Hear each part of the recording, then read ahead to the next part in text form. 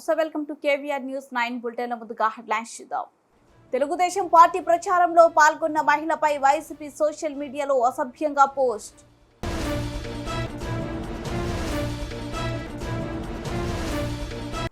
బొల్లపల్లి మండలం వెల్లటూరు గ్రామం నందు జీవి ఆంజనేయులు ఎన్నికల ప్రచారం.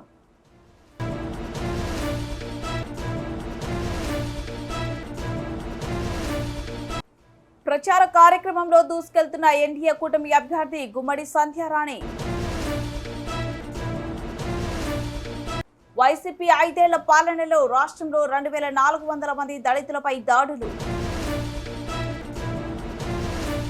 బొల్లపల్లి మండలం గంగుపల్లి తండ గ్రామంలో తెలుగుదేశం పార్టీ ప్రచారంలో పాల్గొన్న మహిళపై వైసీపీ సోషల్ మీడియాలో అసభ్యంగా పోస్ట్. మహిళా ఫోటో ట్యాగ్ తో గెస్ట్ హౌస్ పాప అని పోస్టు చేసిన వైసీపీ సోషల్ మీడియాపై జిల్లా ఎస్పీ ఆఫీస్ లో కంప్లైంట్ ఇచ్చిన గిరిజన మహిళ పోస్ట్ చేసిన వ్యక్తులపై ఎస్సీ ఎస్టీ కేసు నమోదు చేయాలని డిమాండ్ చేశారు. వినుకొండ గెస్ట్ హౌస్ పాప అని చెప్పి సోషల్ మీడియాలో ఈ పోస్ట్ రిలీజ్ చేశారండి. ఇది ఎంతవరకు సమంజసమని నేను అడుగుతున్నా.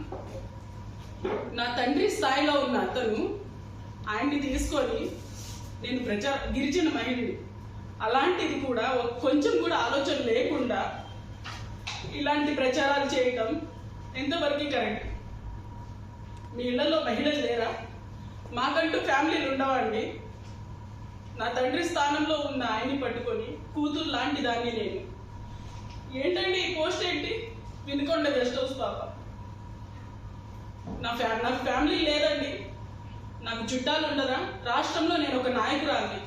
ఇలాంటి పోస్ట్ చూస్తే నా గురించి ఏమనుకోవాలండి? దీన్ని ఎలా భరించగలగాలి ఒక మహిళనైనా నేను? సామాన్య మహిళలం దీన్ని ఎలా ఎదుర్కోవాలి మేము? రాష్ట్రంలో చూస్తే జగన్మోహన్ రెడ్డి గారు సొంత చెల్లి కట్టుకునే చీరల గురించి విమర్శిస్తూ ఉంటారు. మా ఇంటి బిడ్డవా అని తండ్రినే అవమానించుకుంటాడు. ఇక్కడ లోకల్గా చూసుకుంటే ప్రతి ఒక్క నాయకుడు కూడా, ప్రతి ఒక్క ఎమ్మెల్యే కావచ్చు, వాళ్ళ అనుచరులు కావచ్చు, కార్యకర్తలు కావచ్చు, వైసీపీ సంబంధించి ప్రతి ఒక్క నాయకుడు కూడా మహిళల మీద అసభ్యకరమైన పోస్టులు చేస్తూ వాళ్ళని విమర్శిస్తూ ఇదే పనిగా పెట్టుకున్నారు. ఎలాంటి మేము బయటికి రావాలి? మేము గిరిజనులం, సుగాలి జాతికి చెందిన వాళ్ళం. మాకు కట్టుబాట్లు ఉంటాయి. అన్నిటినీ దాటి ధైర్యంగా బయటకు వచ్చి మా ఉనికిని చాటుకోవడానికి మేము బయటకు వచ్చాం. ఇలాంటివి చేస్తే, ఇలాంటి ప్రచారాలు చేస్తే మేము బయటకు వచ్చి ఎలా మాట్లాడగలం? మేము చెప్పగలం.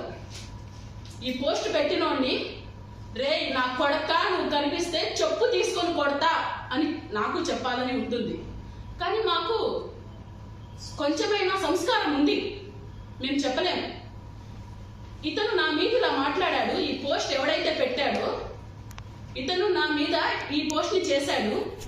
వాళ్ళ పార్టీలో మహిళా నాయకులు లేరండి, మహిళా కార్యకర్తలు లేరా?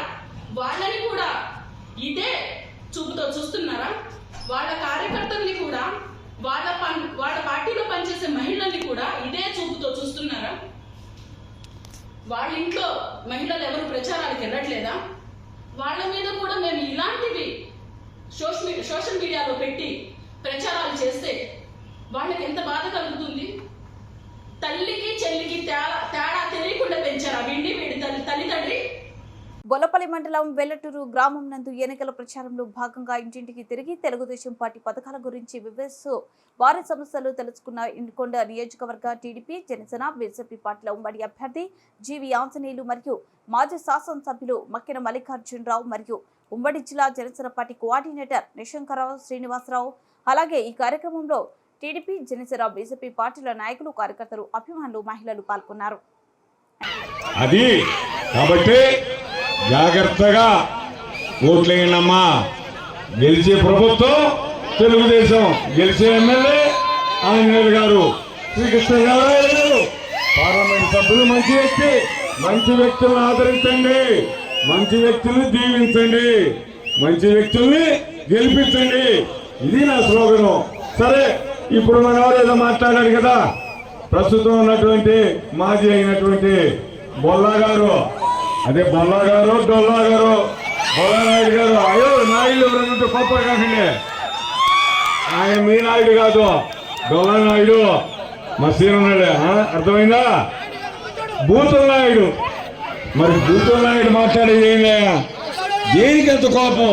ఈ ఊరుంది, నువ్వు ఎమ్మెల్యే అయిన తర్వాత 5 సంవత్సరాలు నువ్వు చేసిన పని ఏంటి నేను అడుగుతున్నా.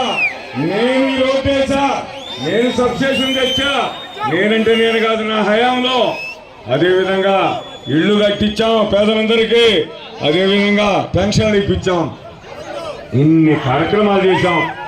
మా తర్వాత ఆంజనేయులు గారు వచ్చారు, ఆయన మిగిలిన సీసీ రోడ్లన్నీ వేశారు, పెన్షన్లు ఇప్పించారు, పేదవారికి లోన్లు ఇప్పించారు. అన్నిటికి మించి ఎవరన్నా పేదవాళ్ళు ఆయన ఇంటికి వెళ్తే కళ్ళు, కళ్ళజోళ్ళు, కంటి ఆపరేషన్లు, స్కాలర్షిప్లు ఇన్ని ఇచ్చేటటువంటి మంచి వ్యక్తి ఆంజనేయులు గారు.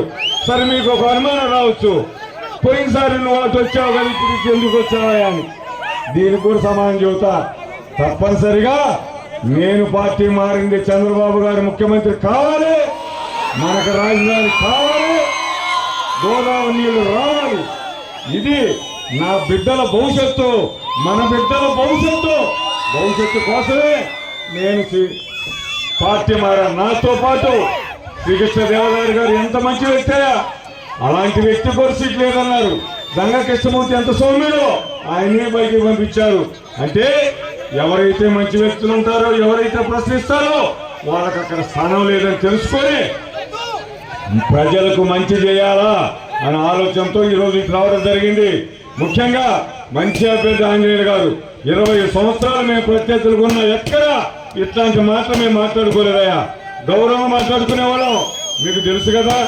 మరి ఈ బూతుల నాయుడు ఎట్లా ప్రతి ఊర్లో ఏం చెప్తున్నారు, ఇక్కడ కూడా నేనేదో వినుకోంలో ఈ ఊర్లో ఏం చెప్పడు, ఈ ఊర్లో చేసింది ఏమీ లేదుగా. ఏం చేశాడు? ఏమీ లేదు. పేదలకు ఇల్లు లేవు, పెన్షన్లు లేవు, రోడ్లు లేవు, ఏమీ లేవయ్యా, బూతులు మాత్రమే ఉన్నాయి.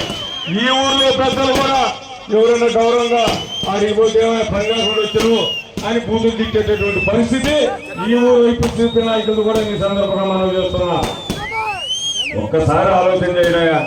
ఆ వినుకొండలో నేనేదో చేశానని చెబుతుడు, ఘాట్లో నేనేసానంటాడు, కింద మంచినీళ్ళు నేను ఇచ్చానంటాడు, చివరికి రామలింగేశ్వర స్వామి గుడి కూడా నేనే కట్టానంటాడు. ఎన్ని అబద్ధాలు. రామలింగేశ్వర స్వామి గుడి మనం అందరం కలిసి కట్టుకుంటూ ఉన్నాం. అదేవిధంగా ఘాట్ రోడ్డు ఆంజనేయులు గారు 7 లక్షలు సొంత డబ్బులు ఇచ్చి 7 కోట్లు శాంక్షన్ చేయించారు. నేను కూడా 50,000 ఇచ్చిన. నరసింహారెడ్డి గారి భూమిని 10 ఎకరాల ఎకరం 2.5 కోట్లు 20 లక్షలకి తెనాలి సోదరులు బెదిరించి రిజిస్ట్రేషన్ చేయించుకుంటే ఈ నరసింహారెడ్డి గారు పాపం ఎక్కడికో వెళ్ళాడు పైన. పార్వతీపురం మాన్యం జిల్లా సాలూరు నియోజకవర్గం కూటమి అభ్యర్థి గుమ్మడి సంధ్యారాణి ఎన్నికల ప్రచారంలో భాగంగా మెంటాడ మండలం రాబంద మీసాలపేట, కొంపంకి, ఇంధనవలస, జేతి, ఇప్పలవలస గ్రామాల్లో పర్యటించారు. ప్రతి గ్రామంలో మహిళలు, గ్రామస్తులు పూల దండలతో, మేళ తాళాలతో ఘన స్వాగతం పలికి మద్దతు తెలిపారు. ఈ కార్యక్రమంలో ఆమె మాట్లాడుతూ, మీ అందరి ఆదరాభిమానాలు చూస్తుంటే రానున్న సార్వత్రిక ఎన్నికల్లో ఖచ్చితంగా విజయం సాధిస్తామని ధీమా వ్యక్తం చేశారు. ఈ కార్యక్రమంలో టీడీపీ మండల అధ్యక్షులు చెలమూరు వెంకటరావు, జనసేన మండల నాయకులు సభవరపు రాజశేఖర్, గొర్లె ముసలినాయుడు, గెద్దె అన్నవరం మరియు బీజేపీ, టీడీపీ, జనసేన నాయకులు, కార్యకర్తలు పాల్గొన్నారు.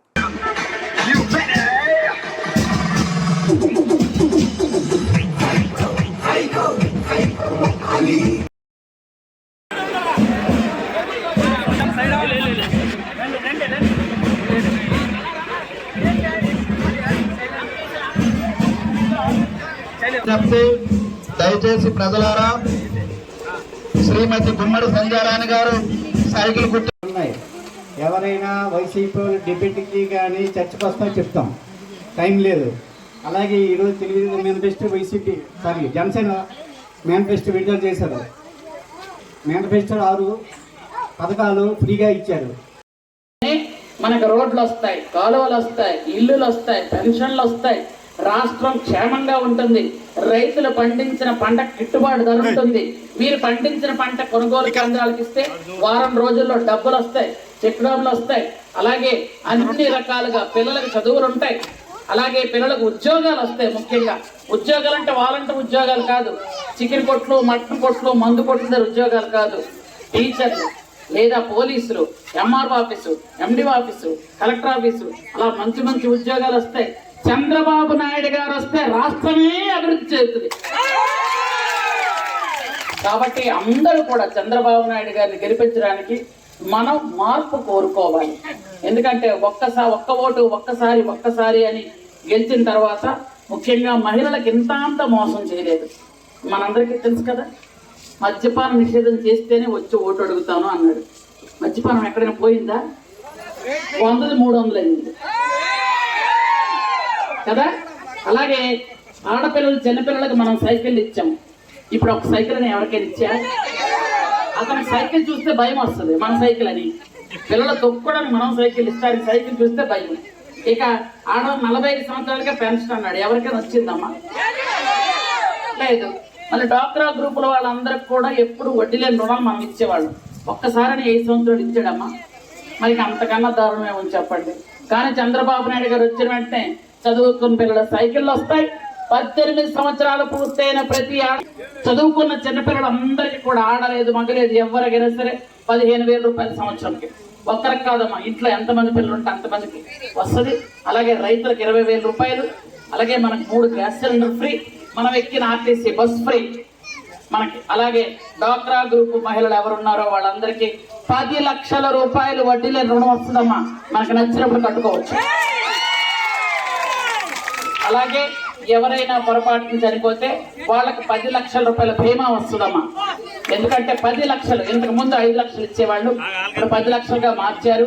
అలాగే రేట్లు తగ్గుతాయి, మనకందరికీ బాగుంటది. దయచేసి ఆలోచించండి. 4 సార్లు గెలిచిన వ్యక్తి మీకు కనిపించలేదు, 2 సార్లు ఓడిపోయినా ఎప్పుడు మీతోనే ఉంటున్నాను. మీ కష్టంలో, సుఖంలో, బాధల్లో, బందీల్లో, పండగల్లో, పుణ్యంలో ఉంటాను. దయచేసి నన్ను ఆదరించండి, అభిమానించండి, నాకు సాయం చేయండి. ఈ మండలం ఆడపిల్లగా, ఈ మండలం కోడలుగా నాకు హక్కు ఉందని నేను అనుకుంటున్నాను.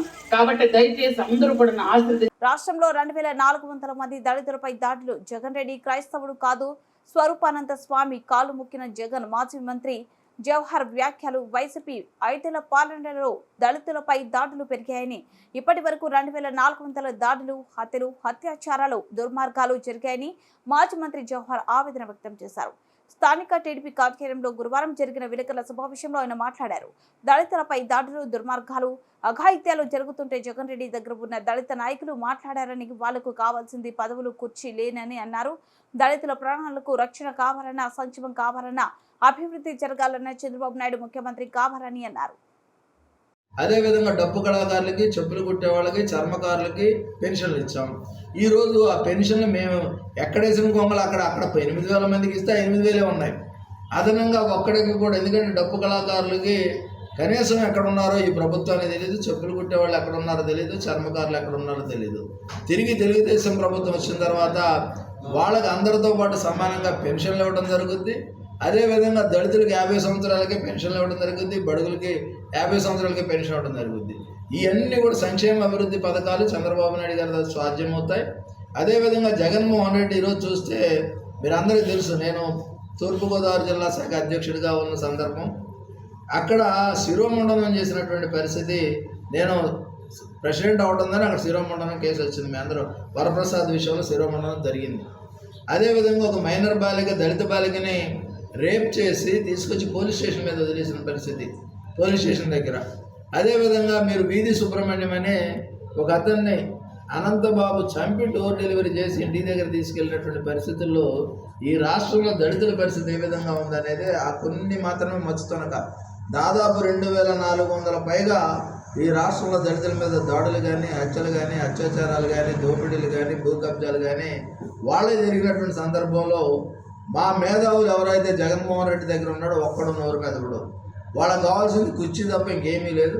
ఇలాంటి సందర్భాలు మేము అడుగుతూ ఉంది, ప్రాణానికి రక్షణ కావాలి, సంక్షేమం జరగాలి, అభివృద్ధి జరగాలి. ఇవన్నీ జరగాలంటే చంద్రబాబు నాయుడు గారితోనే సాధ్యమవుతుంది. కనుక ఇక్కడ ఆంజనేయులు గారి గురించి నేను ఈ ప్రజలకు ఏం చెప్పక్కర్లా. ఎందుకంటే మీకు కంపారిజన్ తెలుసు, ఇప్పుడున్న ఎమ్మెల్యేకి ఇదివరకు చేసినటువంటి ఎమ్మెల్యేకి ఏది మంచిది అనేది మీరందరికీ తెలుసు. దాంతోపాటు బిడ్డల భవిష్యత్తును కూడా దృష్టిలో పెట్టుకోండి. ఖచ్చితంగా జీవి ఆంజనేయులు గారికి ఒక ఓటు, అదేవిధంగా కృష్ణదేవరాయలు గారికి ఒక ఓటు వేసి అఖండమైన మెజార్టీ గెలిపించండి. వినుకొండ మీద కూడా నాకు ప్రత్యేక అభిమానం. నా స్నేహితులు ఇక్కడ ఉన్నారు, ఇక్కడ చాలామంది ఉన్నారు, అనేక సార్లు ఇక్కడికి వస్తూ ఉంటాను. ఎప్పుడు కూడా ఏ నెల ఓడిపోయాడు అనుకున్నాను. గతంలో జీవి ఆంజనేయులు గారి ప్రోగ్రాంలు అన్నీ కూడా చూసిన తర్వాత ఏ నెల ఓడిపోయాడు అనుకున్నాను. సరే, ఏదైతే గాలి అందామా ధూళి అందామా ఏదో ఒకటి జరిగిపోయింది. ఇప్పుడైనా సరే పునర్నిర్మాణం, ఈ రాష్ట్ర పునర్నిర్మాణం గుంటూరు జిల్లా వాసుల బాధ్యత, కృష్ణా జిల్లా వాళ్ళ వాసుల బాధ్యత. ఎందుకంటే అమరావతి ద్వారానే అభివృద్ధి జరుగుద్ది, అభివృద్ధి ద్వారానే సంక్షేమం జరుగుద్ది. అభివృద్ధి జరగాలంటే రొటేషన్ కావాలి. ఆ రొటేషన్ కావాలంటే ఖచ్చితంగా పరిశ్రమలు రావాలి, ఉపాధి ఉద్యోగ అవకాశాలు ఇవన్నీ కూడా తెలుగుదేశం పార్టీతో సాధ్యమవుతాయనే విషయం మీ అందరికి కూడా తెలియజేస్తూ సైకిల్ గుర్తుకు ఓటేయమని మీరు కూడా దయచేసి విలేకరులు కూడా అడుగుతాను, మీ కుటుంబాలే చెప్పండి, మీరు కూడా మాకు సైకిల్ గుర్తుకు ఓటేయవలసిందిగా కోరుతాము. బుట్ట ముగించే ముందు హెడ్లైన్స్ మరోసారి. తెలుగుదేశం పార్టీ ప్రచారంలో పాల్గొన్న మహిళపై వైసీపీ సోషల్ మీడియాలో అసభ్యంగా పోస్ట్.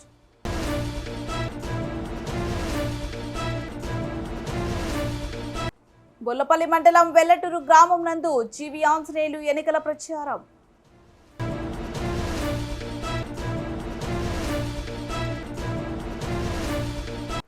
ప్రచార కార్యక్రమంలో దూసుకెళ్తున్న ఎన్డీఏ కూటమి అభ్యర్థి గుమ్మడి సంధ్యారాణి. వైసీపీ 5 ఏళ్ల పాలనలో రాష్ట్రంలో 2400 మంది దళితులపై దాడులు.